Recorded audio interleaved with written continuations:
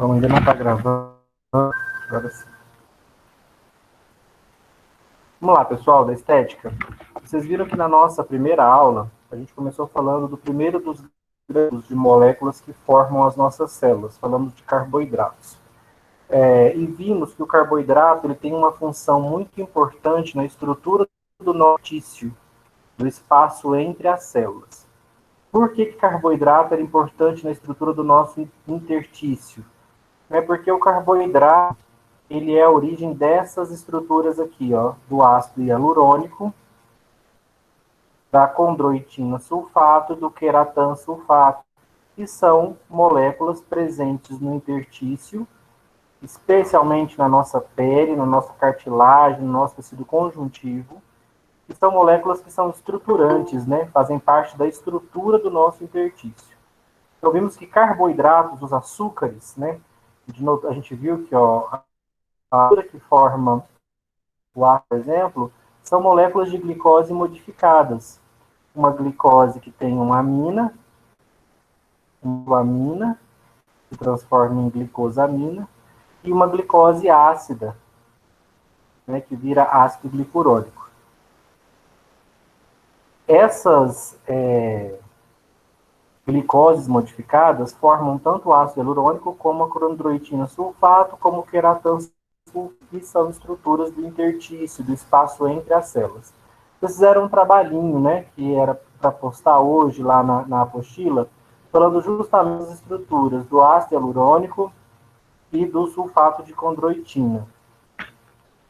Dos que estão aqui na sala, imagino que a maioria tenha feito, começar essa aula perguntando o que vocês pesquisaram, gente, especialmente sobre função.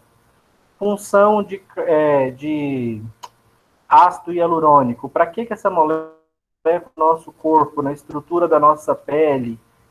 Qual que é a função dele? Alguém poderia me citar alguma aí da pesquisa que fez? Pode até ler se tiver com a pesquisa em mãos. Ou do sulfato de condroitina.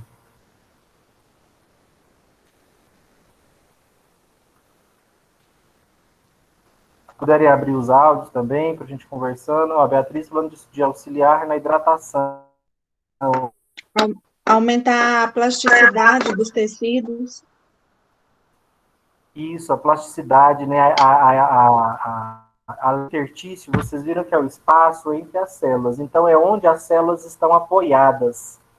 Então, um intertício hidratado permitir umas células saudáveis, células hidratadas da epiderme. Um intertício firme, bem estruturado, com uma teia de ácido hialurônico bem sólida, é um tecido mais firme, um tecido mais forte, menos flácido. Então, a gente vê que o ácido hialurônico, por ser uma molécula negativa, ele atrai sódio e água, então ele retém água no tecido, ele deixa o tecido hidratado. Então, hidratação, sustentação, estrutura do tecido, essas são as grandes funções desse grande polímero, tá? É uma das grandes moléculas do nosso corpo, o ácido hialurônico. E será uma molécula com a qual vocês vão trabalhar muito aí na prática clínica de vocês, então eu insisti que vocês a conhecessem mais a fundo. O fato de condroitina está bastante presente nas nossas cartilagens, né, mas também é uma estrutura estruturante dos nossos tecidos. É muito importante vocês conhecerem as estruturas. Quando nós estivermos em proteínas, eu vou passar um trabalho para vocês do mesmo modelo, só que daí focado para duas proteínas que eu considero antes para a estética, o colágeno e a queratina. Então, vocês vão fazer um trabalho semelhante a esse que vocês fizeram para o ácido hialurônico e para a condroitina sulfato, o que vocês vão fazer agora na aula de proteínas para a queratina, que está na estrutura da nossa pele, das nossas unhas e dos nossos cabelos, e o colágeno, que é a principal proteína de sustentação do nosso intertício, da firmeza, que dá resistência para o nosso tecido conjuntivo. Então, junto com ácido hialurônico, sulfato de condroitina, eu entendo que a queratina e o colágeno formam aí as 4 principais moléculas que um esteticista precisa conhecer muito bem. Conhecer a estrutura, conhecer em que local se deposita, nesse local, quais as funções biológicas dela, por que é interessante estimular colágeno, queratina, ácido hialurônico, e qual que é a função dessas estruturas nos tecidos. Hoje nós vamos fugir um pouco disso, porque para a gente terminar carboidratos, tem que mostrar os carboidratos, que os carboidratos têm duas facetas. Uma delas é estrutural. Então nós vimos que aqui, ó, o ácido hialurônico, junto com o colágeno, duas das principais estruturas que formam a estrutura dos tecidos. Então, as camadas de células da nossa pele, por exemplo, se sustentam em cima de tecido conjuntivo.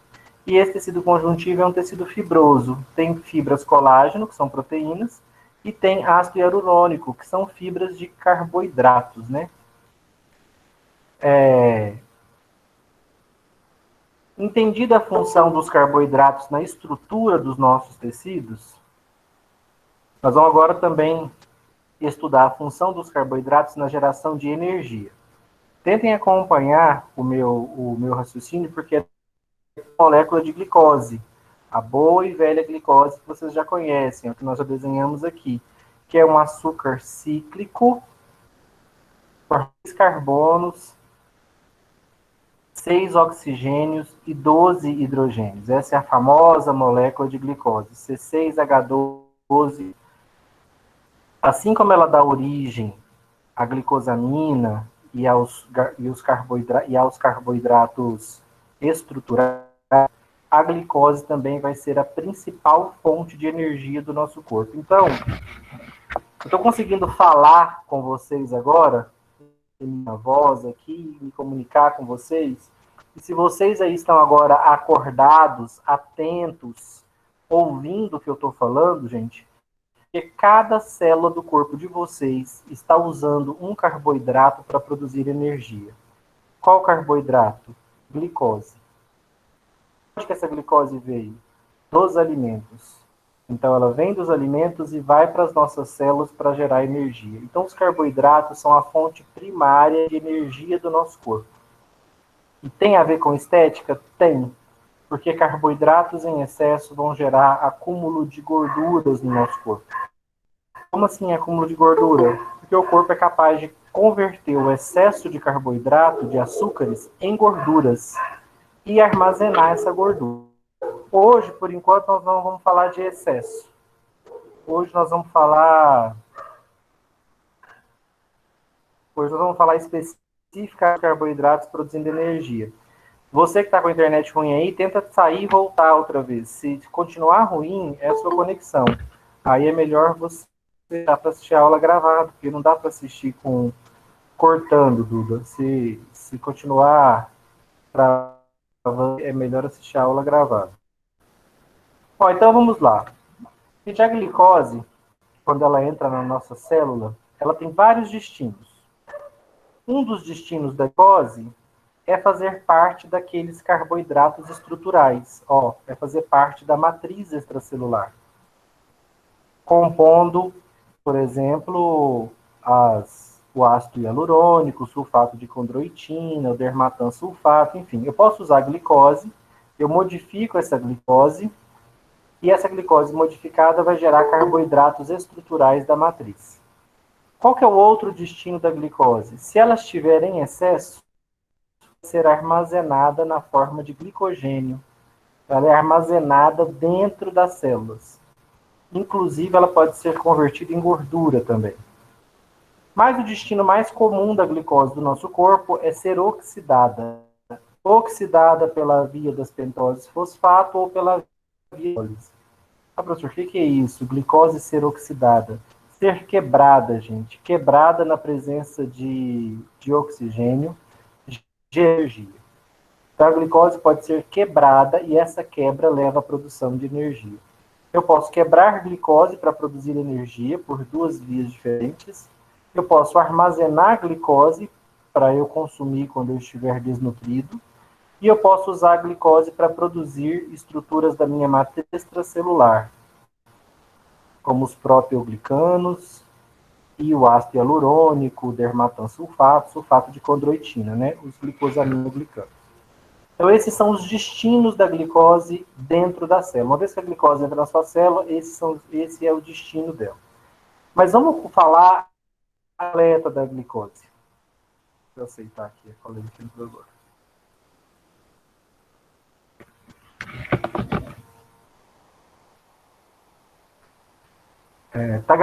Inclusive na aula gravada tá travando, gente? Ai, nas outras disciplinas não trava, não. Muito ruim a aula gravada, vocês me falam pra gente ver como é que faz.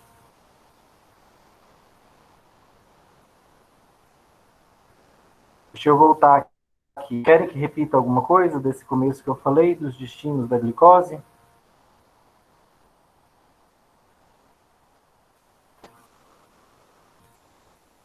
Adna, Moslaine,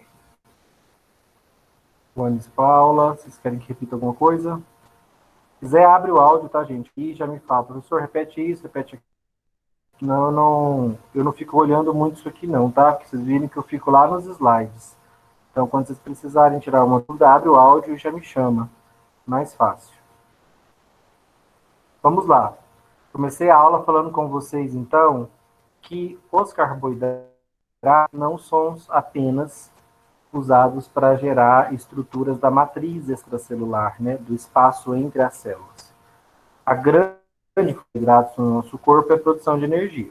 Então, na aula passada, a gente viu que os carboidratos fazem parte de importantes estruturas da matriz extracelular, como é o melhor exemplo, é o ácido hialurônico, que é um grande carboidrato, um dos maiores carboidratos do corpo humano, e que é uma estrutura importante para a hidratação e para a estrutura do nosso tecido conjuntivo, ou seja, do tecido que ocupa o espaço entre as células. Só que carboidrato não é usado só para isso, ele também é usado para produzir energia. O principal carboidrato para a produção de energia no nosso corpo é a glicose. Então, o nosso corpo vai usar a glicose e vai oxidar a glicose para energia. Então, como é que o corpo produz energia? Quebrando a molécula de glicose. Essa quebra acontece por oxidação. Então, eu oxido a molécula de glicose para energia. A glicose, em excesso, ela também pode ser convertida em glicogênio. Que é o quê? Reserva de glicose dentro das células. Então, a glicose em excesso ela pode ser armazenada, guardada dentro das células, na forma de glicogênio. Polímero de glicose. É um acúmulo de glicose dentro da célula. Por que a célula guarda a glicose dentro dela, gente? Focos de fartura, quando o indivíduo está ingerindo muita glicose, o excesso as células guardam. Vai que, no futuro, o indivíduo deixe de comer a mesma quantidade de glicose, ele vai ter um estoque guardado para ele usar para gerar energia. É a grande função da glicose. Só que ela também pode ser usada para gerar açúcares estruturais, né, carboidratos estruturais, como o ácido hialurônico que nós vimos na primeira aula, que é um importante componente da matriz. Essas são as principais funções da glicose: gerar energia, ela pode ser armazenada para a gente usar essa energia quando necessário, e ela também pode ser usada para a formação estruturais, como o ácido hialurônico. Então, essas são as principais funções. Esse foi o desenho que eu fiz. Ó, eu queria muito que vocês participassem, porque vocês são uma turma nova para mim, e eu fico completamente perdido se vocês estão acompanhando, se não estão tendo dúvidas. Então, se vocês ficarem nesse silêncio tumular do lado daí, eu fico completamente perdido de cá. Não consigo saber me acompanhar. Então, eu vou fazer algumas perguntinhas, se vocês puderem abrir o áudio, responder. Não se preocupa com responder errado, tá? Vocês são alunos de começo de curso, não tem nada não tem que ficar com receio de errar nenhuma resposta, não. Ainda mais que nós estamos num ambiente EAD, né? A distância, temos mais é que interagir. Então, vamos lá. Toda vez que nós nos alimentamos, gente, nós ingerimos glicose. Essa é a molécula de glicose que nós já vimos em algumas situações, né? Uma molécula orgânica. Por que é uma molécula orgânica, gente? Eu falei isso na primeira aula. Alguém? que a glicose é uma molécula orgânica? O que faz dela uma molécula orgânica? Porque ela tem cadeias? Porque ela tem uma cadeia de carbonos, ó. Um carbono ligado em outro, ligado em outro, ligado em outro. Isso é uma cadeia carbônica. Ela tem 6 carbonos. Se ela tem uma cadeia carbônica, ela é uma molécula orgânica.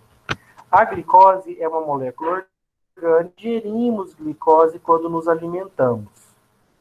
Vocês sabem qual é a principal fonte de glicose na nossa dieta?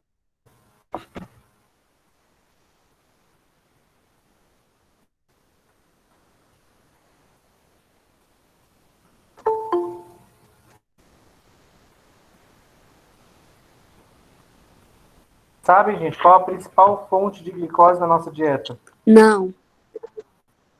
Nenhum chute? Fonte de carboidrato. Quem já foi no nutricionista aí? Ela corta justamente essas fontes de carboidratos. A glicose é o carboidrato, Lohane. Então, quando eu tenho que cortar a glicose, cortar o carboidrato, é sinônimo. Quais são os principais carboidratos na nossa dieta? Açúcar? Arroz. Açúcar, o açúcar branco, todos os Arroz, cereais são pão. Todos os cereais são ricos em carboidratos. Ó, nós temos 6 carboidratos. Eu vou dar a resposta logo, né? A principal fonte de glicose na nossa dieta, gente, é uma molécula chamada amido. Deixa eu mostrar para vocês uma molécula de amido.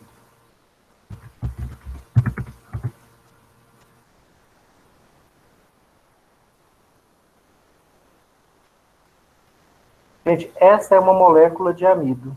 Se vocês repararem na molécula de amido, um imenso polímero, ou seja, de glicoses, ó. Isso aqui é uma glicose ligada em outra, ligada em outra, ligada em outra. Uma molécula de amido, a gente tem cerca de 1000 moléculas de glicoses ligadas umas nas outras. Então, esse grande polímero de glicoses, ó, essa estrutura que liga uma glicose na outra, na outra. Então, o amido ele é um polímero, eles são várias repetições de glicoses ligadas umas nas outras. Tá vendo aqui, ó? A gente desenha ele pequeno, né? Porque não daria para desenhar ele grande, mas olha, isso aqui é uma molécula mais expandida de amido. Ó. Várias moléculas de glicose ligadas umas nas outras, formando uma grande trama. Esse é o amido. As moléculas de amido são a principal fonte de carboidratos na nossa dieta. Por quê? Porque o amido nos oferece muita glicose. Cada molécula de amido é formada por cerca de 1000 moléculas de glicose ligadas umas às outras. Onde que eu tenho amido, gente? Do trigo eu retiro amido. Eu chamo de farinha de trigo. Então a farinha de trigo é o amido, então é uma pura glicose. Então tudo que eu produzo com farinha de trigo é rico em glicose, já que a farinha de trigo é amido. Polímeros de glicose. Onde mais que eu tenho polímeros de glicose como amido? A maisena do milho. Então, todos os bolos panificados em que vai a maisena, né, que é uma marca, mas a maisena é o amido de milho. Polímero de glicoses. O polvilho da mandioca é o amido da mandioca. Então, o polvilho, tudo que é feito de polvilho, é o da mandioca. Então, todas essas moléculas, gente, todas essas fontes de carboidratos, farinha branca, né, a farinha de trigo, o polvilho, o amido de milho, né, o arroz, o macarrão, todos esses alimentos são fontes de glicose.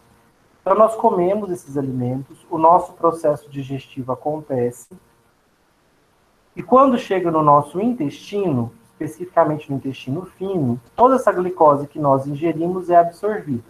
Então, uma colega falou, glicose, o açúcar. Sim, né? Tudo que é doce tem glicose, tem sacarose, que é o açúcar das frutas. O leite também tem glicose. um açúcar no leite chamado lactose. Muita gente, inclusive, é intolerante à lactose. A lactose é também um açúcar que contém glicoses. Quando chega no intestino, as glicoses são absorvidas e passam para a corrente sanguínea. Eu coloquei aqui, ó, do intestino para o sangue, os açúcares, carboidratos, como a glicose, são absorvidos. Uma vez no sangue, esses carboidratos vão aumentar a nossa glicemia. Acredito que a grande maioria de vocês já fez um exame de sangue e nesse exame de sangue dosou a sua glicemia. Ou seja, o que estava olhando? Quanto de glicose estava diluído no seu sangue? Quanto de glicose você tinha diluído no seu sangue? Imagino que todos já tenham feito esse exame. Por quê, gente? Porque é o sangue que vai distribuir glicose para os tecidos. E aí os tecidos vão precisar de glicose para quê? Depois que os vasos sanguíneos distribuem a glicose para todas as células do corpo, ó, todas as células do tecido. Aqui eu representei uma imensa célula de um tecido e dentro dessa célula uma organela muito importante para a produção de energias. Para a produção de energia. Ela é a mitocôndria. Então vamos comigo. Me alimentei de alimentos ricos em glicose, como, por exemplo, os alimentos ricos em amido, farinha branca, cereais, como o arroz, o feijão, o macarrão, as frutas doces, todos esses alimentos ricos em açúcares, em carboidratos. Eu vou digerir eles e quando chega no meu intestino, eles são convertidos em glicose. Eu absorvo glicose, a glicose passa do intestino. E o que a corrente sanguínea faz com essa glicose, gente? Distribui ela para todas as células dos nossos tecidos. Tem cerca de 100 trilhões de células. E todas elas têm glicose para produzir energia. Para elas não morrer.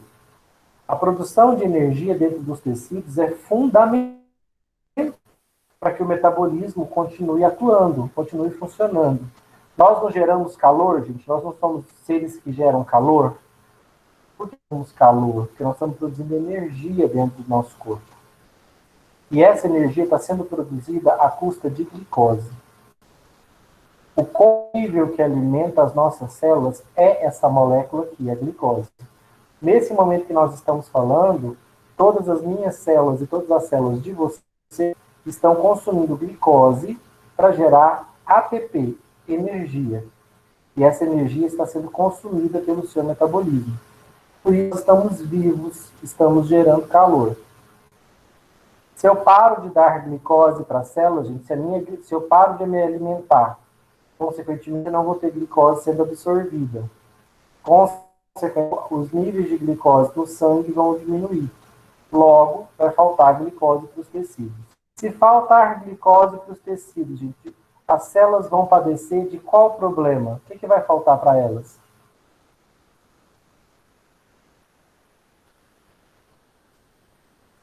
Carboidratos? Não, a glicose é o carboidrato. A energia. Se faltar glicose para a célula, o que vai... Ou, né, a glicose é o carboidrato. Se faltar glicose para a célula, o que vai faltar para ela? Vai faltar energia.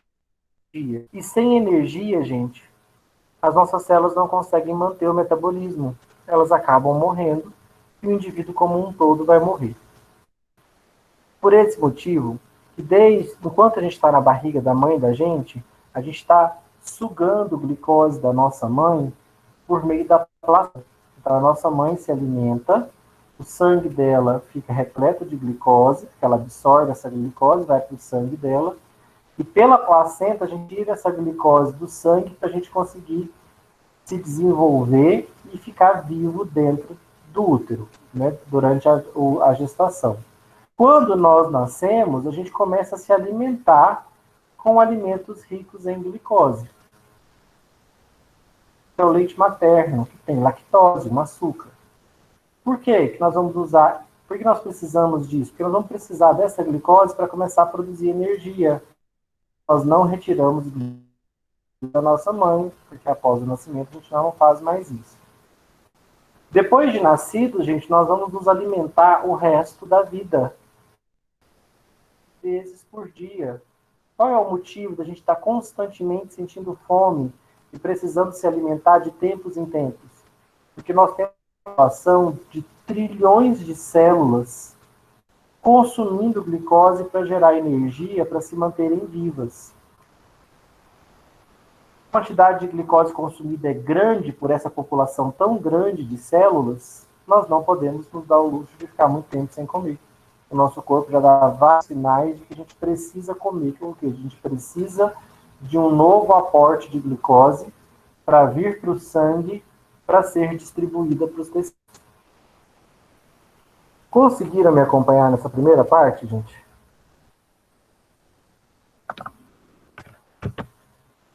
Vocês que estão aí, estão com mais dificuldade.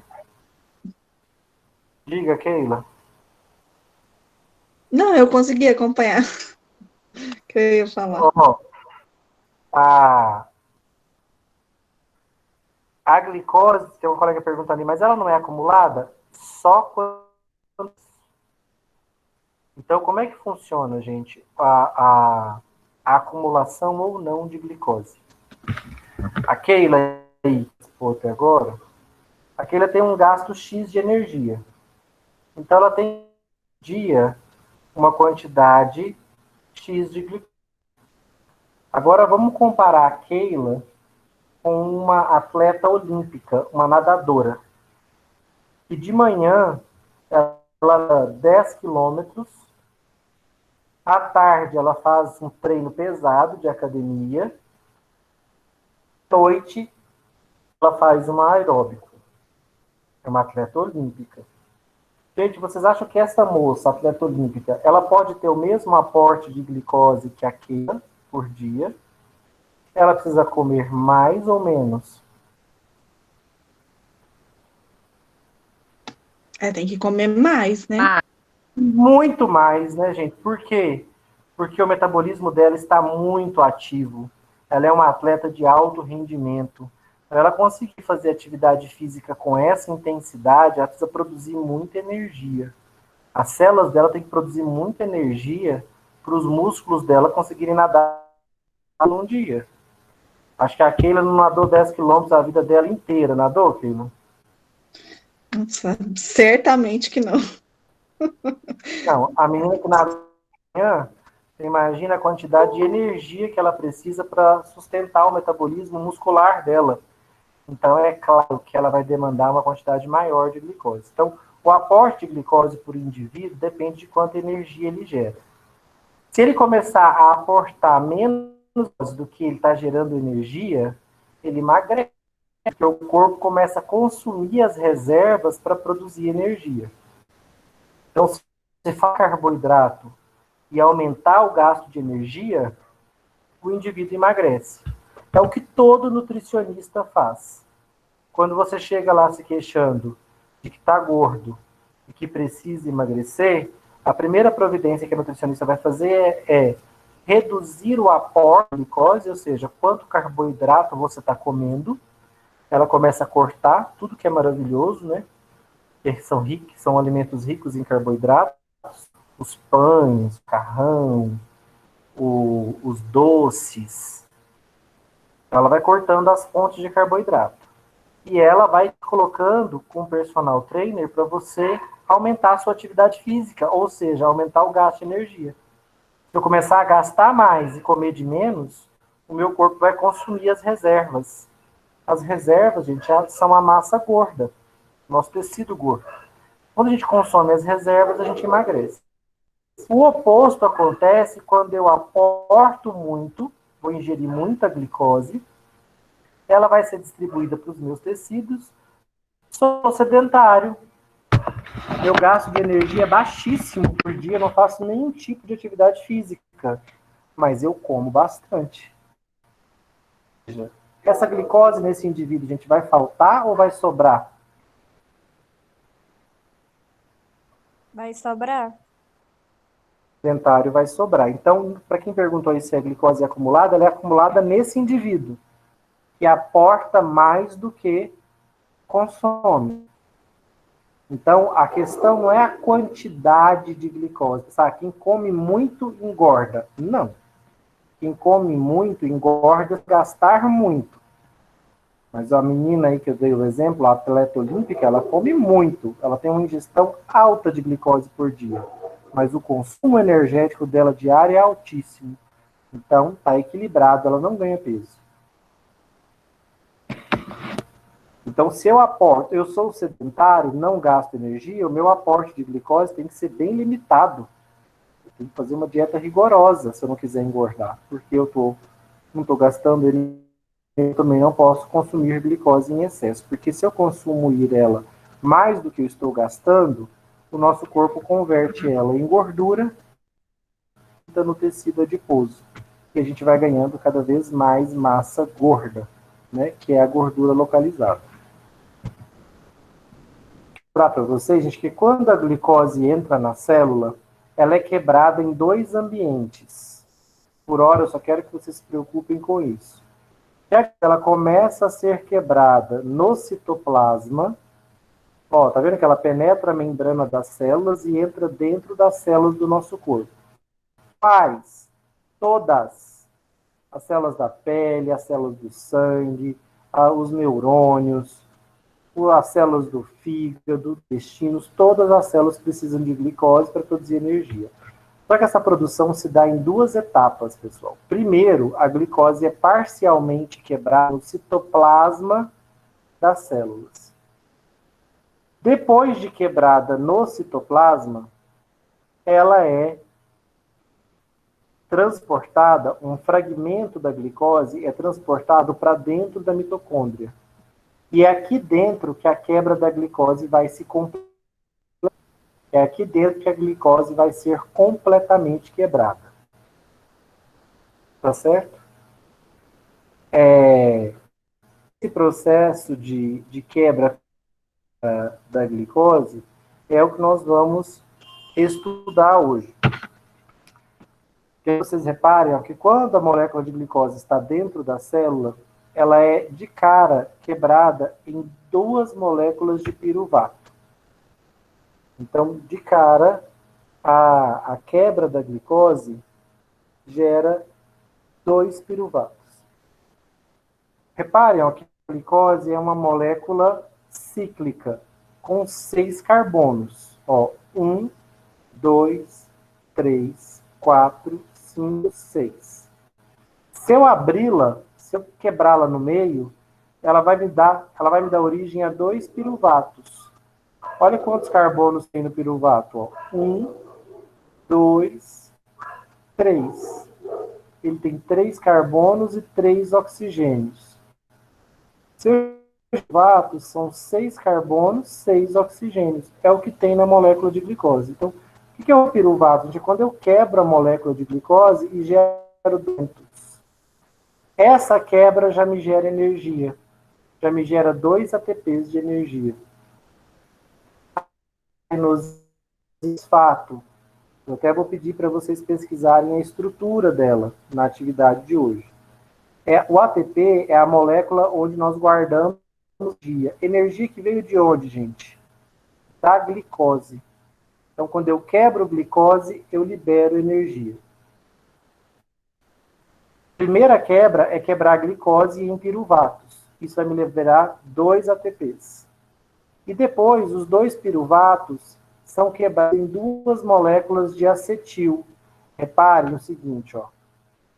CH3, C-O, C-O, OH. Essa é a estrutura do piruvato. Reparem que o piruvato está perdendo isso aqui, ó. Um carbono com 2 oxigênios. O piruvato está perdendo um gás carbônico. Se você olhar para a molécula do acetil, o que é o acetil? É o piruvato sem esse gás carbônico aqui, ó, sem esse carbono e 2 oxigênios.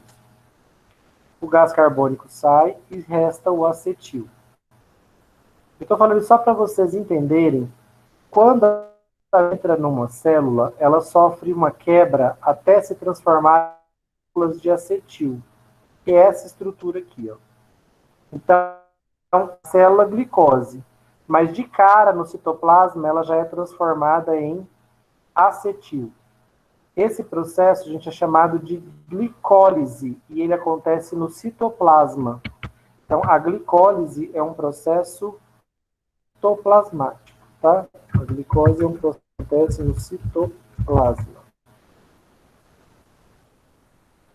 Para vocês irem aprendendo um pouco de na área da saúde, gente, lise em biologia, lise, L-I-S-E. Lise em biologia significa quebra. Então, glicólise é quebra de quem? O nome já diz, né? Quebra da glicose. Então, assim que a glicose entra nas células do nosso corpo, vinda da circulação sanguínea, ela é só um processo de quebra chamado glicólise no citoplasma da célula. Em que a molécula de glicose que entra na célula é quebrada em 2 moléculas de acetil. Primeiro, ela é quebrada em 2 moléculas de piruvato e em 2 moléculas de acetil. Esse processo inicial já gera 2 moléculas de ATP. Eita! Professor do céu, eu estou saindo fumaça. E aí, como é que foi? Conseguiu entender que quando a glicose entra na célula, ela sofre um processo parcial de quebra, sendo convertida em 2 moléculas de acetil. Essa quebra parcial da glicose no citoplasma da célula é chamada de glicólise. Lise, quebra, glico da glicose. A glicose inicialmente é quebrada em 2 piruvatos, ela vai liberar 2 hidrogênios e vai produzir 2 ATPs essa quebra. E por fim, os 2 piruvatos vão ser quebrados, gerando 2 acetil. Alguém sabe me dizer, gente, por que quebrar a glicose gera energia? Alguém sabe me dizer por que as ligações, por que tem energia armazenada na glicose? A energia é essa que quando eu quebro a glicose, ela é liberada e eu formo ATPs. Quem sabe que glicose guarda energia e quando eu quebro ela, eu estou liberando essa energia. Da onde que está vindo a energia da glicose?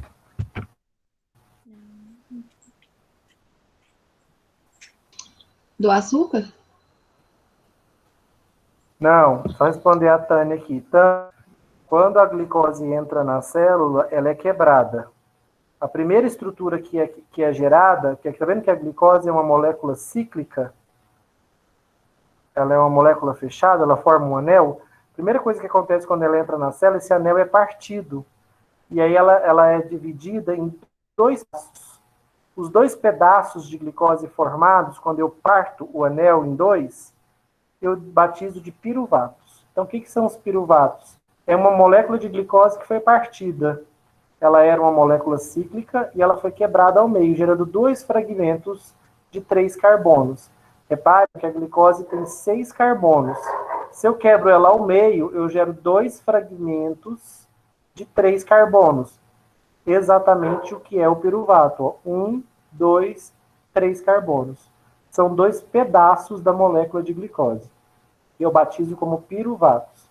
São frutos da quebra. Depois o piruvato ainda vai perder um gás carbônico.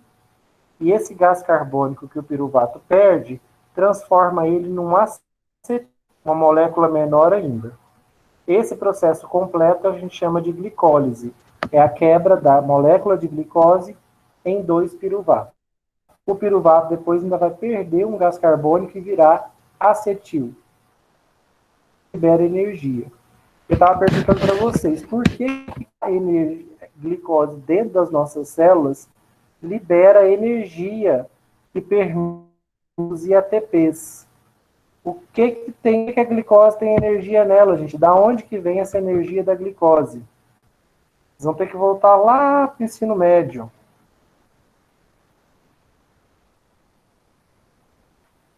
Alguém faz ideia? Por causa do oxigênio?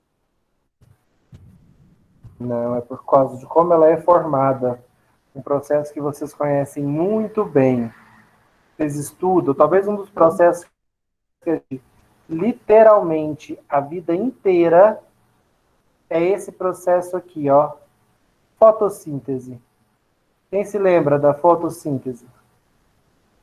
O que é a fotossíntese, gente? Já gostei dessa figurinha aqui. Deixa eu pegar ela.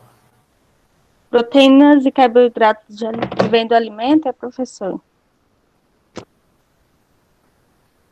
As principais moléculas que formam a estrutura das nossas células vêm, a gente ingere proteínas, a gente ingere carboidratos, ácidos nucleicos e lipídios.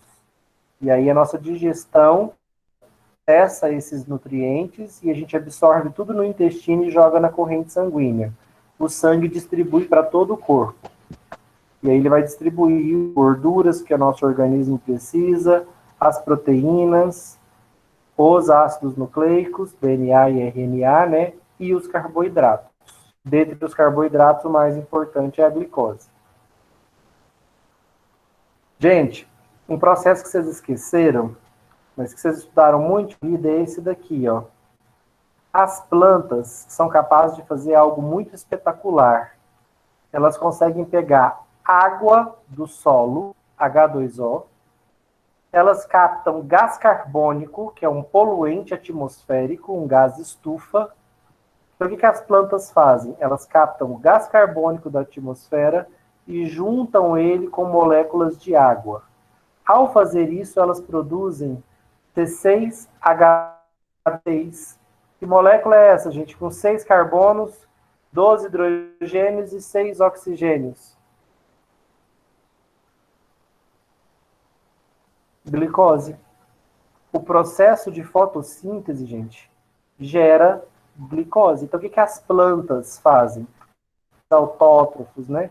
Eles pegam água e gás carbônico e juntam moléculas de água com carbônico para formar, eles pegam 6 moléculas de água, 6 moléculas de gás carbônico para produzir uma única molécula de glicose, C6H12O6. Só que a planta precisa, gente, para conseguir produzir glicose? Para conseguir juntar gás carbônico e água e formar a glicose. Ela vai precisar de quê? De luz. A né, ela vai ter energia para gerar a glicose. E aonde que a planta pega essa energia, gente? Ou, né? É a luz solar. Capta a energia do sol para ela conseguir fundir 6 moléculas de gás carbônico em 6 moléculas de água e conseguir produzir uma molécula de glicose. Olha que fantástico isso, né? A planta pega a água do solo, o gás carbônico do ar, uma molécula na outra, junta 6 moléculas de água para produzir uma molécula de glicose. Para ela conseguir produzir essa molécula, ela precisa de energia. E aonde que ela busca? No sol, na luz solar. Né? A fotossíntese é um processo que depende de luz para produzir glicose. Então, gente, a energia que está dentro da molécula de glicose veio de onde?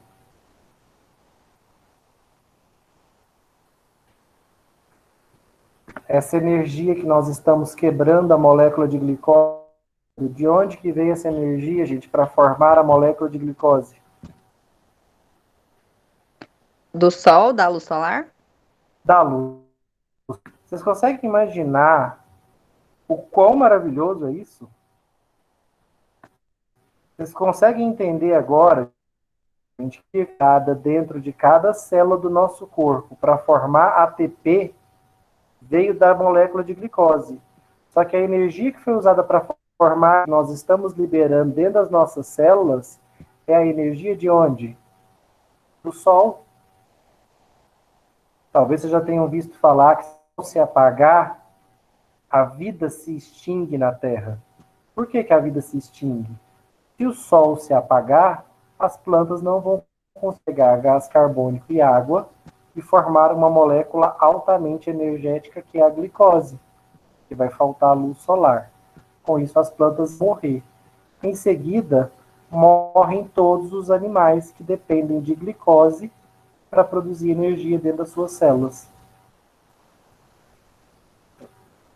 Essa é uma das questões ecológicas, assim, né, bioquímicas da natureza mais fascinantes. Gente, é muito fantástico se vocês estiverem conseguindo entender que a energia que a gente libera dentro de cada uma das nossas células para produzir calor, para manter o metabolismo ativo, funcionando, para manter nossas células vivas, é incrível vocês entenderem que essa energia está vindo lá e sendo liberada dentro das nossas células à medida que a gente quebra a glicose.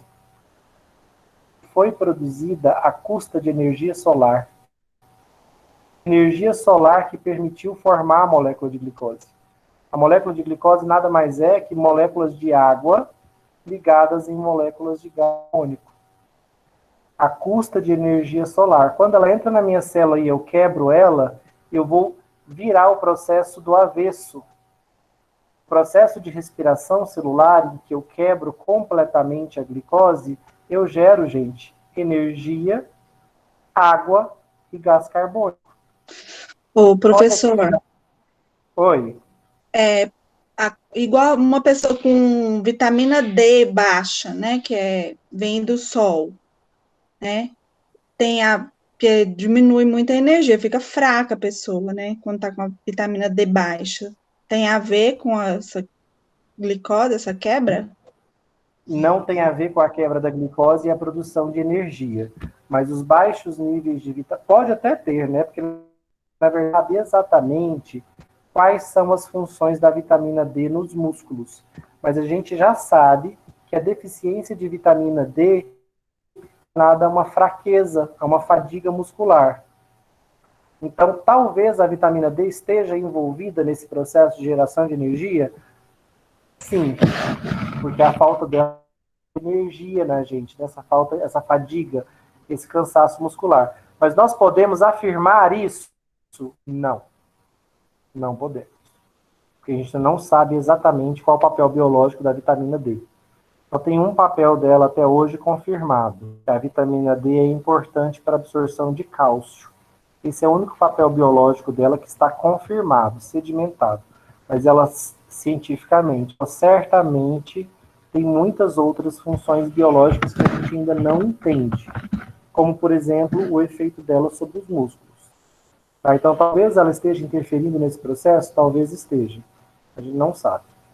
Mas para os nossos músculos e para todas as células do nosso corpo produzirem energia, elas têm o oposto à fotossíntese.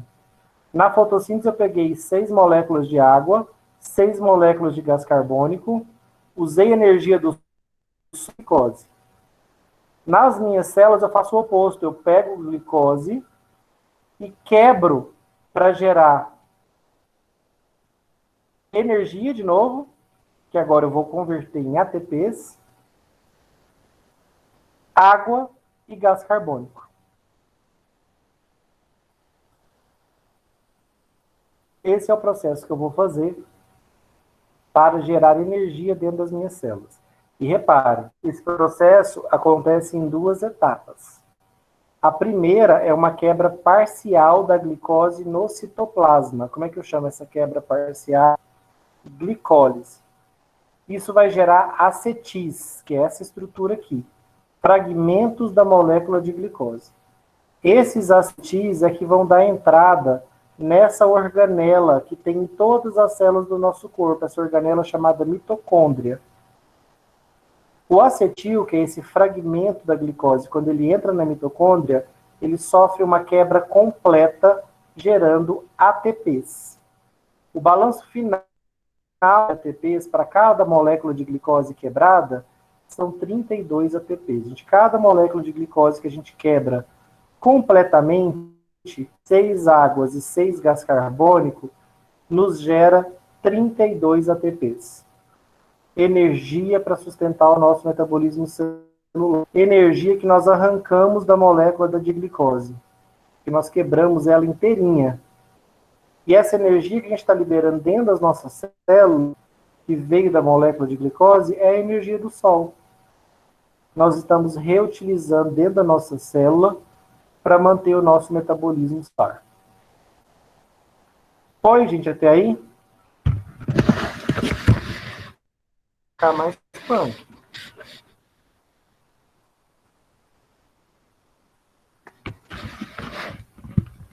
Foi ou não foi? O que foi, Beatriz? Está falando aí não?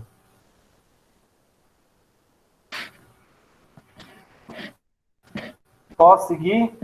Até essa primeira parte vocês captaram que as plantas pegam 6 moléculas de água, 6 moléculas de gás carbônico para gerar glicose.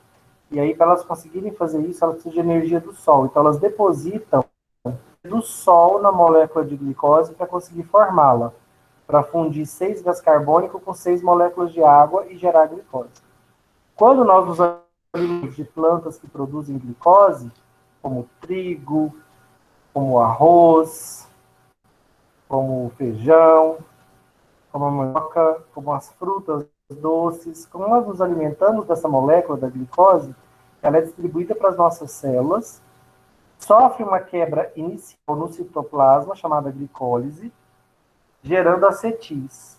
São fragmentos da glicose. Esses acetis vão para dentro da mitocôndria, uma organela da célula, toda célula tem mitocôndria. O que o acetil, o que acontece com ele dentro da mitocôndria? Ele é quebrado de volta, né? Em 6 moléculas de água, 6 moléculas de gás carbônico, gerando 32 ATP. Esse processo é conhecido como respiração celular. Então, aqui ainda vou gerar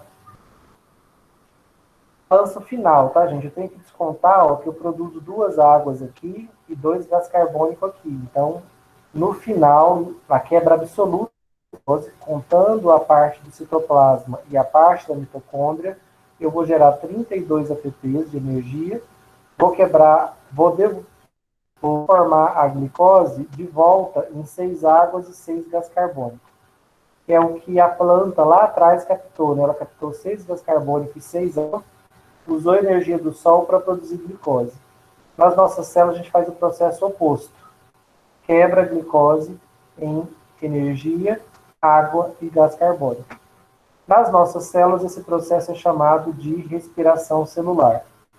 Nas plantas, o processo oposto, usar água e gás carbônico para gerar glicose, é chamado de fotossíntese. Então, o que as nossas células fazem? Uma fotossíntese reversa. Elas partem da glicose, quebrando ela nos subprodutos da fotossíntese, né? Nos reagentes, água, gás carbônico e energia. Esse processo reverso da fotossíntese, que acontece dentro das nossas células, a gente chama de respiração celular. Um tema bastante complexo da bioquímica, mas que não dá para passar pela bioquímica sem falar dele. Esse cara aqui, ó, último ciclo de Krebs. Já tinha ouvido falar disso, gente, na vida? Ciclo de Krebs ou não? Não. Já na escola. Já, não. Tem que ter ouvido em algum momento da vida aí falar de ciclo de Krebs. Senão eu vou ter que ir atrás desses professores de vocês do ensino médio e ver o que eu faço com eles, porque não tem lógica. Tem que falar. Pode dizer nessa riqueza de detalhes, mas tem que falar. Então, só para eu situar vocês. Eu vou mostrar bem superficialmente o ciclo de Krebs, tá? Só para que vocês o conheçam. Tentem acompanhar o que eu estou falando. Não ficarem muito loucas. Vocês vão ter que desenhar esse ciclo de Krebs aqui depois, para ver se pelo menos capta a ideia do que está acontecendo. O que é esse ciclo, gente? Esse ciclo aqui é um conjunto de reações químicas que vão gerar energia. Um conjunto de reações químicas que vão gerar ATP, vão gerar energia. Esse conjunto de reações químicas gerando energia, ele está acontecendo dentro da mitocôndria. Cada molécula de ácido na mitocôndria gera esse ciclo aqui. Ela faz esse ciclo completo. Então, a mitocôndria está sempre sendo com acetil. Cada acetil que entra faz um ciclo bioquímico completo. chamado ciclo. Então, o que é o ciclo de Krebs? É o ciclo de quebra do acetil dentro da mitocôndria. Vocês vão ver que várias reações que acontecem para que o acetil seja quebrado dentro da mitocôndria e gere energia, gere ATPs.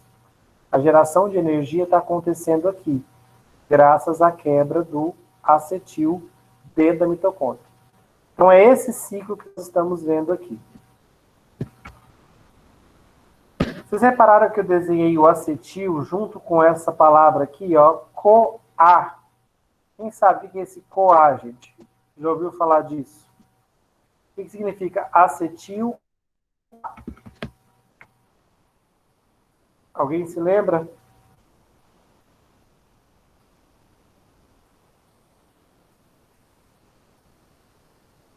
Não? Não, professor. Gente, é coenzima A, tá? Só para vocês saberem o que significa coenzima A. O que essa coenzima faz? Ela só é um transportador, ela que carrega o acetil para dentro da mitocôndria. Então, qual é o papel da coenzima A? Nada demais, ela só transporta o acetil da mitocôndria. Então, esse é o acetil coenzima A. É um fragmento da molécula de glicose que é carregado para dentro da mitocôndria a energia. Esse fragmento vai para dentro da mitocôndria carregado por esse transportador de coenzima A. Então, ela nada mais é que um transportador de acetil do citoplasma para dentro da mitocôndria. Ok, o acetil entrou na mitocôndria. Vou mostrar aqui para vocês. Só para vocês terem uma noção. Ó, tá vendo que essa aqui é a mesma molécula do acetil? Tenta agora a gente não anotar nada. Só acompanha o que eu estiver mostrando aqui no desenho. Essa é a molécula de acetil, ó, CH3, traço C-O, ligado na coenzima A. Então, o acetil é só esse pedacinho aqui, ó. Quando o acetil na mitocôndria, gente, ele encontra essa aqui, ó. O que vai acontecer de cara? Essa molécula se chama ácido oxalacetato. O oxaloacetato. Tá vendo que ele tem 4 carbonos? Ó? Vamos contar? Só acompanha, tá? Não anota. Oxaloacetato. Quantos carbonos? 1, 2, 3, 4. Essa é uma molécula que está dentro da mitocôndria. Quando o acetil, quantos carbonos o acetil tem? 1, 2. Ó, aqui, ó, C2, oxaloacetato, C4. Quando o acetil entra na mitocôndria, ele se funde com o oxaloacetato. E ele gera essa molécula aqui chamada citrato. O que é o citrato, então, gente? Ele é fruto da fusão do acetil, que acabou de entrar na mitocôndria, com 2 carbonos, com o acetato que tinha dentro da mitocôndria. Essa fusão gera uma molécula de 6 carbonos. Vamos contar se tem 6 mesmo? 1. Vou ampliar isso aqui, né, gente? Vamos de novo, agora que eu ampliei. Ó, repare o seguinte. Quebrei a glicose lá no citoplasma e gerei acetil. Acetil é essa molécula aqui, ó, de 2 carbonos. Para entrar na mitocôndria, ele tem que estar ligado na coenzima A. Então, é o acetil, coenzima A. Entra na mitocôndria.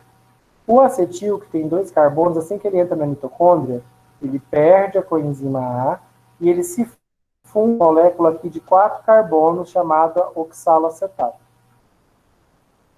Acetil mais oxaloacetato formam essa molécula de 6 carbonos. O acetil tem 2, o oxaloacetato tem 4. Então, eles formam essa molécula de 6 carbonos, chamada citrato. O citrato vai sofrer várias modificações químicas. À medida que ele sofre essas modificações químicas, gente, ele vai mudando de nome. Ó, ele era citrato, vira isocitrato.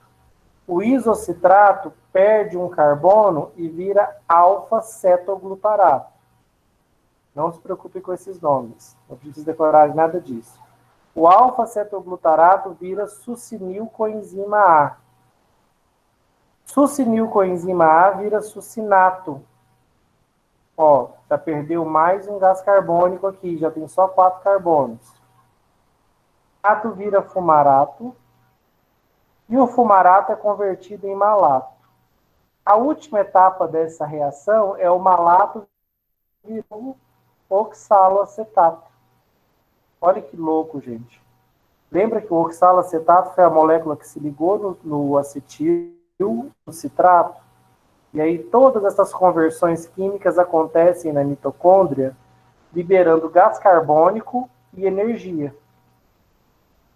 Então todas essas conversões químicas vão acontecer, mas o mais interessante é que no final elas regeneram quem? O oxaloacetato, produzem ele novamente. Quem conseguiu entender por que é importante que esse processo gere de volta o oxaloacetato?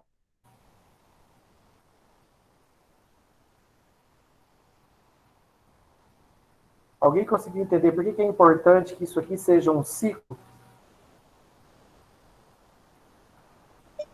Não, eu não entendi nada do ciclo de Krebs.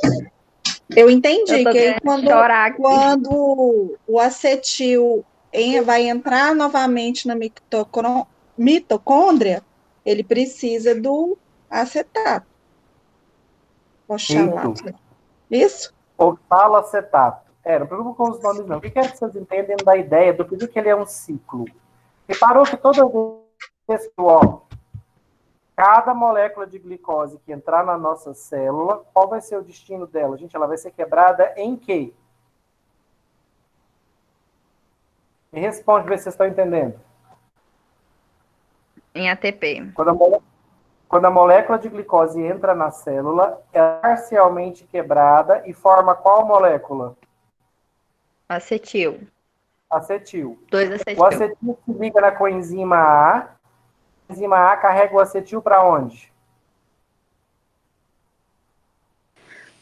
Mitocôndria. Para dentro da mitocôndria. Uma vez que o acetil entra dentro da mitocôndria, ligado na coenzima A, quem que ele tem que se ligar para iniciar o ciclo de Krebs? Ele tem que se ligar no oxaloacetato. Então, quando o acetil com 2 carbonos se funde com o oxaloacetato, os dois juntos geram o ciclo de Krebs começa. Com várias conversões químicas. Citrato virando isocitrato, isocitrato alfa-cetoglutamato, CoA, succinato, fumarato, malato. Meu Deus, não preocupe com isso. Só pensa que precisei gerar o citrato com 6 carbonos, sofrendo várias conversões químicas, ó. Aqui, ó, ele perde gás carbônico, já fica com 5 carbonos, o alfa-cetoglutarato. Aí ele perde gás de novo, fica com 4, ó, succinil-CoA. E ele vai sofrendo conversões químicas até que ele volta a ser quem? Oxaloacetato. O colega de vocês matou a charada. Por que é importante ele voltar a ser oxaloacetato? Porque um novo acetil vai estar entrando na mitocôndria. Porque a célula para de quebrar a glicose, gente, em algum momento a célula vai parar de quebrar a glicose e gerar acetil? A célula pode parar de produzir energia? Sim ou não? Não. Não. Então, se ela não pode parar de produzir energia, ela não pode parar de quebrar a glicose. Se ela não para de quebrar a glicose, ela está o tempo todo gerando quem? Acetil. E o tempo todo o acetil está entrando na mitocôndria. Por isso o interessante é que quando ele entra, se liga ao oxaloacetato, faz um ciclo de quebra, gerando energia, mas no final o oxaloacetato é recomposto. Com qual objetivo? Se ligar no próximo acetil na mitocôndria. Por isso que é ciclo de Krebs, porque o processo é cíclico. Ó. O oxaloacetato se liga num acetil, faz um ciclo de quebra e ele é restaurado. O quê? Para se ligar novamente no próximo acetil, fazer mais um ciclo de quebra e ser restaurado. Nesse ciclo de quebra, está produzindo energia. Quando ele é restaurado, ele fica pronto para se ligar no próximo acetil. Quantas vezes um oxaloacetato pode fazer isso aqui, gente? Infinitamente. Por isso que esse processo é cíclico. Ele começa com oxaloacetato e ele finaliza recompondo o oxaloacetato. foi quebrado aqui, então, no processo, gente? Quem que, de fato, foi consumido no ciclo de Krebs? Não foi o acetil? Ó, o ciclo se liga no oxalacetato. Quando o ciclo só sobrou oxalacetato, quem foi consumido para gerar energia?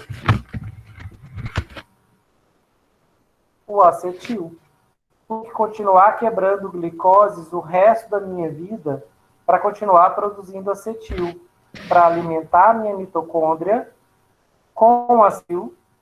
O acetil vai se ligar no oxalacetato da mitocôndria e vai ciclar gerando energia. Para tudo isso aqui acontecer, eu vou precisar de oxigênio. Por isso que a gente respira, porque para esse processo gerar energia, vai ter que ser na presença de oxigênio. Esse processo, gente, explica duas das nossas funções mais importantes. Por que que a gente come e por que que a gente respira. Porque a quebra da glicose aqui dentro da mitocôndria vai exigir oxigênio. Então, por que a gente come? Preciso do aporte de glicose para gerar energia nas minhas células. Por que a gente respira? Eu preciso de oxigênio dentro da minha mitocôndria para quebrar a glicose. Então, dois dos nossos processos vitais mais importantes, a alimentação e a respiração, são necessários para manter a minha produção de energia dentro das células. Eu me alimento para ter glicose constantemente, para produzir, e eu respiro para ter oxigênio constantemente dentro das minhas mitocôndrias para produzir ATP. A produção de ATP de energia depende de glicose e da presença de oxigênio. E esse é o famosíssimo ciclo de Krebs. Se estivéssemos no presencial, eu cobraria de vocês de uma forma bem mais rigorosa. Mas aqui no ambiente AD, eu queria muito que vocês me dessem uma sinalização, se vocês entenderam a ideia. Ó. A glicose, à medida que ela é quebrada no citoplasma, ela vira acetil, no citoplasma da célula. Esse acetil é carregado pela coenzima A. Essa figura aqui, nós já estamos vendo o acetil dentro da mitocôndria. Aqui nós estamos dentro da mitocôndria. Então, o acetil chega e de cara ele se funde ao oxalacetato. O oxalacetato é uma molécula que já está aqui dentro da mitocôndria. Então, ele se liga no acetil, forma o citrato, e aí todo um ciclo de quebras bioquímicas vai acontecer, produzindo energia. Esse quebras é chamado de ciclo de Krebs, que foi o pesquisador que descobriu ele. São ciclos de conversões químicas do citrato. E como é que o citrato foi formado? Pela fusão do oxalacetato da mitocôndria com o acetil que veio do citoplasma. É um fragmento da glicose. Então, esse ciclo acontece, gente, ininterruptamente nas nossas mitocôndrias ao longo de toda a nossa vida. É um processo de oxidação da glicose. Aqui, todas essas conversões químicas são oxidações. Então, por isso que eu chamo de oxidação da glicose. Ah, mas é a glicose que está aqui? Não é, mas é um fragmento dela. O acetil é um fragmento da glicose que é oxidado no ciclo de Krebs. No final, só resta oxalacetato de novo. O acetil que estava ligado nele se perdeu.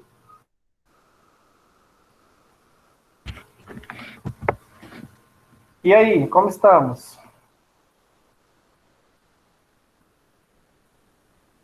Conseguiu, Josélia, acompanhar?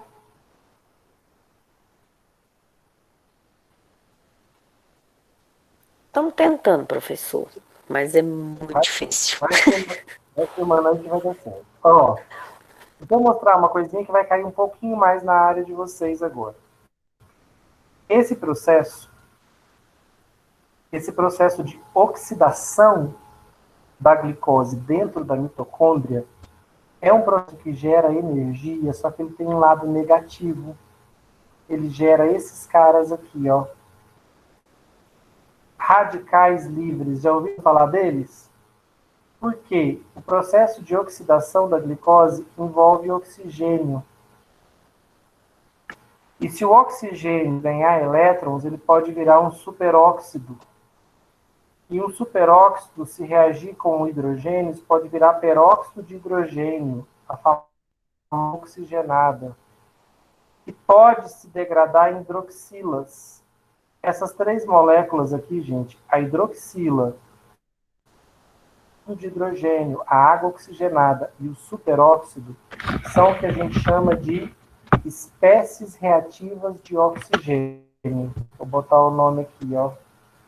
Em português, a gente chama de erdo. Erdo. Espécies reativas de oxigênio. Ou seja, espécies derivadas do oxigênio. Que popularmente os erdos são conhecidos como radicais livres. Só que as pessoas não sabem que não é só o oxigênio que gera radicais livres. Eu também tenho radicais livres gerados a partir do nitrogênio. Ó, o nitrogênio ligado no oxigênio gera um óxido nítrico. Esse aqui é o peroxinitrito, o nitrogênio ligado em 3 oxigênios, é o peroxinitrito. Esse aqui é o nitrito, o NO2, e o NO3 é o nitrato. Gente, o nitrito, o nitrato, o peroxinitrito e o óxido nítrico também são radicais livres, só que derivados do nitrogênio. Eu queria que nessa aula vocês expandissem o conceito de vocês de radical livre. Radical livre não são só moléculas derivadas do oxigênio, são também moléculas derivadas de quem? Do nitrogênio. Professor, o que radical livre tem a ver com a quebra da glicose? Tudo. Esse processo de quebra da glicose dentro da mitocôndria, o ciclo de Krebs, gente, é um processo que envolve intenso estresse oxidativo e geração de radicais livres, tanto espécies reativas de oxigênio quanto espécies reativas de nitrogênio. Esse é o lado obscuro da nossa produção de energia. É importante oxidar a glicose dentro da mitocôndria para gerar energia? Sim, é fundamental para a vida. Mas esse processo não me gera nada de ruim? Sim, gera. Gera o quê? Radicais livres, espécies reativas de oxigênio, como o superóxido, peróxido de hidrogênio e a hidroxila, e também espécies reativas de nitrogênio, como o óxido nítrico, o peroxinitrito, o nitrato e o nitrito. Gente, por que a respiração celular gerar radicais livres derivados do oxigênio e do nitrogênio é ruim? Quem sabe alguma coisa de radical livre? Por que radical livre é ruim e por que tem tudo a ver com a estética? Você só tem campo de trabalho graças a esses caras aqui, ó. Sabiam disso? A profissão de vocês só existe graças a eles. Olha como vocês precisam conhecer esse cara. Vocês devem a eles boa parte da área de atuação de vocês. Quem sabe por quê, gente? Qual que é a consequência de radical livre no nosso organismo? Qual que é a consequência de eu produzir essas substâncias dentro das células? O envelhecimento? Envelhecimento. Essas estruturas, gente, o superóxido, o peróxido de hidrogênio, a hidroxila, o óxido nítrico, o peroxinitrito, o nitrato e o nitrito, todas elas são altamente reativas. Elas reagem com estruturas das células, com a membrana. Vou até escrever isso, ó.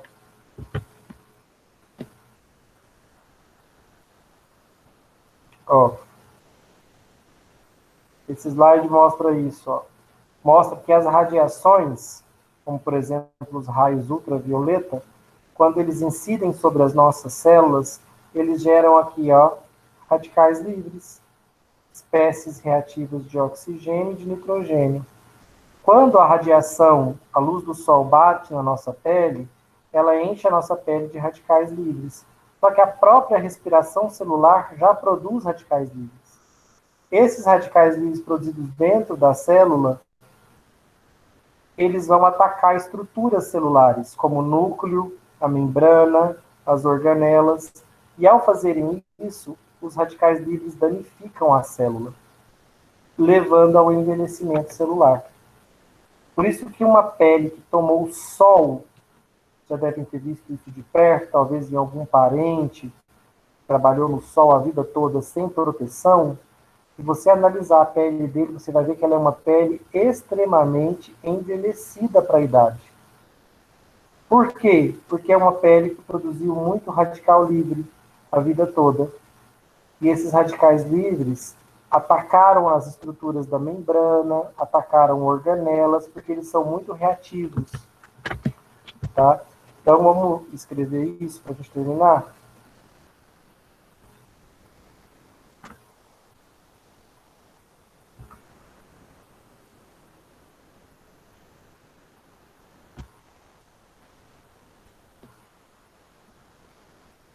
Ó, no estresse oxidativo,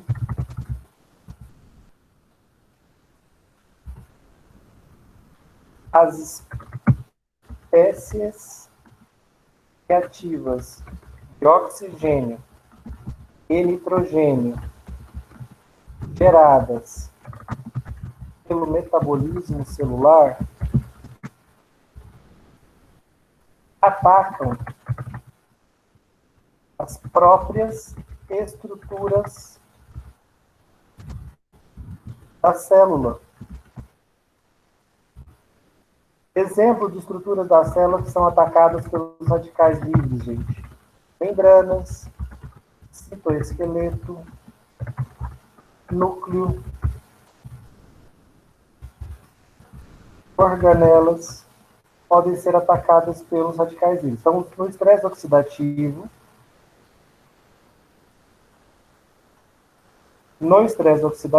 as espécies reativas de oxigênio e nitrogênio geradas pelo metabolismo celular atacam as próprias estruturas das células, membrana, citoesqueleto, núcleo e organelas, provocando envelhecimento celular, que se reflete no envelhecimento do tecido. Então, uma pele que produz muitos radicais livres é uma pele que vai ter as suas células atacadas por esses radicais, sejam eles espécies reativas de oxigênio e de nitrogênio. Isso vai danificar as estruturas dessas células e elas vão envelhecer, refletindo no envelhecimento de todo o tecido. Então, gente, o próprio ato de respirar nos envelhece. Por quê? Toda vez que nós quebramos glicose dentro das nossas células, dentro das nossas mitocôndrias, nós produzimos espécies reativas de oxigênio e de nitrogênio. E essas espécies reativas danificam nossas estruturas celulares. Por isso nós envelhecemos. Apesar de nós termos uma estrutura antioxidante, nós temos substâncias antioxidantes no nosso corpo, mas elas não conseguem, ao longo dos anos, elas não conseguem impedir o envelhecimento celular. Então, por isso as nossas células vão acumulando lesões provocadas pelos radicais livres, e à medida que elas acumulam essas lesões, elas envelhecem. Então, o processo de respiração celular se vincula ao curso de vocês de que forma? Se fosse na farmácia, meninas, eu, num outro curso da saúde, eu exigiria simplesmente que vocês decorassem o ciclo de Krebs, entendessem cada uma dessas conversões químicas. Mas na área de vocês, que é voltada para procedimentos estéticos, eu acho que é mais importante linkar a respiração celular, ou seja, o fato dos nossos tecidos produzirem energia, eu acho mais interessante que o aluno de estética entenda que essa quebra da glicose para gerar energia dentro das nossas células também gera radicais livres. Tanto espécies reativas de oxigênio, como espécies reativas de nitrogênio. Oxidativo. Então, é esse processo que eu quero que vocês investiguem. A produção dos radicais livres dentro da célula, o que são esses radicais livres e qual é o impacto que eles têm para a produção de energia. Então, a nossa atividade de hoje, vocês vão ter 50 minutos para iniciar o desenvolvimento. Eu já postei ela lá no Moodle, mas eu estou até pensando em fazer uma pequena modificação aqui nela. Ó, a atividade que eu propus que está lá no Moodle, eu queria que vocês fizessem o desenho do ciclo de Krebs, descrevendo as estruturas. Que desenho que é esse, gente? Esse desenho que está aqui, ó, que eu mandei para vocês lá no grupo. Já que eu não vou exigir que vocês decorem cada uma dessas etapas, eu quero pelo menos que vocês façam esse desenho para ver se ao fazê-lo, vocês conseguem ver as mudanças que estão acontecendo no ciclo de Krebs. Entendam que o citrato é fruto da fusão do oxalacetato com o acetil. E aí, cada molécula que vocês desenharem, eu quero que vocês desenhem olhando o que ela tem de diferente da anterior. Que mudança que aconteceu. Olha aqui, ó, o isocitrato tem 6 carbonos. Já o alfa-cetoglutarato tem 5. Opa, ele perdeu um carbono. Onde? Se você olhar a estrutura do anterior e do seguinte, você vai ver onde ele perdeu esse carbono. Ele perdeu um gás carbônico aqui. Então, eu vou querer que vocês desenhem essa estrutura. Uma coisa que acontece com muitos alunos, gente, ele fala a vida inteira em ATP. Eu acho que vocês também devem ter ouvido a vida toda em falar de ATP, ADP, AMP. Adenosina trifosfato, adenosina difosfato, adenosina monofosfato. O aluno fala de ATP a vida toda, mas se você perguntar para ele o que é o ATP, ele fica completamente enrolado, ele nunca viu a estrutura. Eu quero que vocês pesquisem a estrutura química do ATP, ADP e AMP. Tem figura no Google aí já com a estrutura dos três. Pra vocês entenderem o que é essa molécula que é a fonte de energia do corpo. Que estrutura que ela tem? O que é essa adenosina trifosfato? Qual que é a diferença do ATP para o ADP? Adenosina difosfato. O nome já diz, né? Esse aqui tem 3 fosfatos, adenosina trifosfato, esse aqui tem 2. Difosfato. Esse aqui tem 1, adenosina monofosfato. Vocês vão ver que, gente, que essa molécula nada mais é do que a adenosina ligada a 3 fosfatos, A2 e A1. No item 3, eu quero que vocês pesquisem sobre radicais livres. Aqui, gente, é só para cumprir uma obrigação de vocês de entenderem o ciclo de Krebs e o que é a estrutura do ATP, a principal fonte de energia do corpo. Daqui para frente, já são questões muito vinculadas à experiência profissional de vocês. Então, do item 3 ao 6, eu queria que vocês fizessem uma pesquisa mais aprofundada possível sobre radical livre. O que são as espécies reativas de oxigênio e nitrogênio? Qual que é a relação que existe entre radical livre e envelhecimento? Qual é a relação que existe entre radical livre e mutação cancerígena? Por que radical livre provoca câncer? Vocês têm que saber isso para você conseguir explicar para um cliente seu, turrão, ignorante, por que ele tem que usar protetor solar. Por que o sol tem a ver com câncer? É por conta da produção de radicais livres induzida pela radiação solar. Então, fazendo essa pesquisa, vocês vão se aprofundar nisso. E por fim, gente, eu vou deixar como optativo, tá? Esse último item aqui, ó. Porque está muito na moda agora a ozonioterapia. O ozônio, gente, é uma molécula formada por 3 átomos de oxigênio. Então, na ozonioterapia, eu estou aplicando no tecido do meu paciente essa molécula que é formada por 3 átomos de oxigênio. Eu quero que vocês pesquisem se a ozonoterapia não pode induzir a produção de radicais livres no tecido. Concorda que se ela induzir, ela pode fazer mal? Porque o radical livre provoca envelhecimento, provoca mutações cancerígenas, porque são moléculas reativas. Mas a ozonoterapia é justamente uma aplicação de oxigênio, de um tipo de oxigênio, né? Que é uma molécula que envolve 3 átomos de oxigênio, que é o ozônio. A ozonoterapia envolve justamente a aplicação dessa molécula no tecido. Será que essa aplicação não produz radicais livres? Será que isso é benéfico ou isso é ruim para o tecido? Qual que é a proposta da ozonoterapia? Será que é gerar radicais livres? Então, quem tiver curiosidade de pesquisar esse item, o item 6 vai ficar como optativo para vocês. Quem quiser incluí-lo na pesquisa, quem quiser entender qual é o princípio da ozonoterapia e se ele está ou não relacionado à produção de radicais livres no tecido. Mas as demais eu quero que todos façam, os 5 primeiros itens.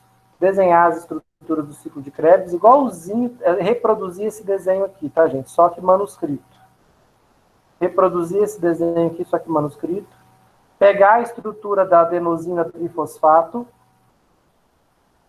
Vocês vão ver que não vai ter dificuldade nenhuma. É só vir aqui no Google e escrever ATP.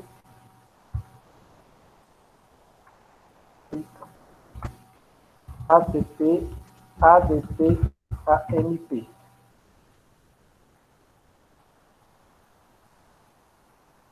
Ó, aqui, ó.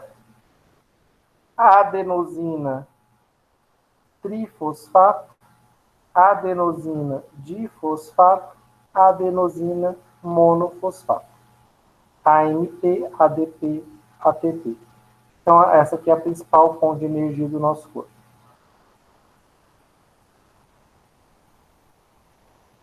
E depois uma pesquisa o mais aprofundado que vocês puderem, tá, gente? Sobre radicais livres, e especialmente foquem no entendimento de como é que radical livre envelhece o tecido.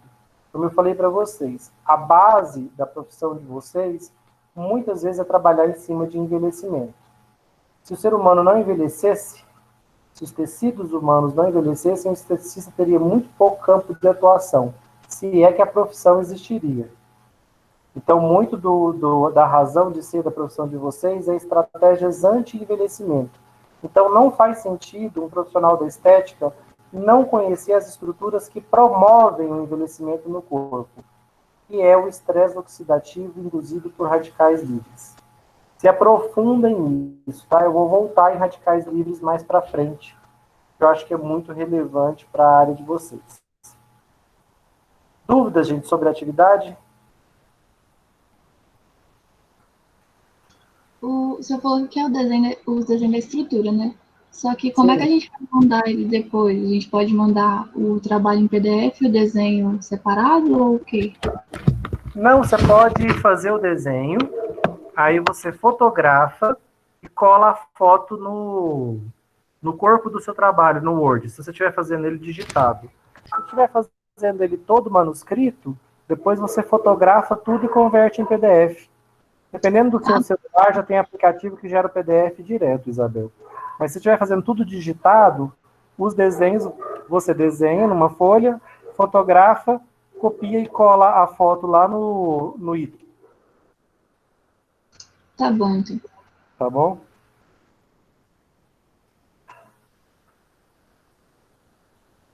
Gente, então, quem for fazer em duplas pode, quem quiser fazer sozinho também pode. Já comecem a desenvolver. Tirem um intervalinho aí, ó, que nós nem tivemos intervalo, né? Passamos direto. Já são 8h40. Tirem uns 20 minutinhos aí, 9 horas vocês voltam. E aí podem ir me chamando aqui se tiverem dúvidas, tá? Podem me chamar lá no grupo do WhatsApp ou aqui mesmo no Meet. Melhor lá no WhatsApp, fica mais fácil de eu ir Eu respondo para um, respondo para todo mundo.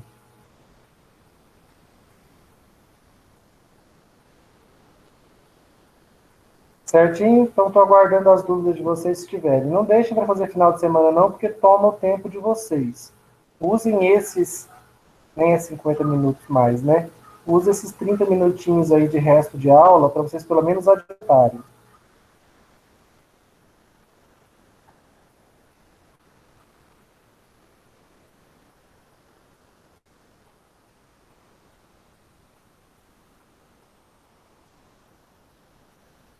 Quem quiser sair da sala, pode sair.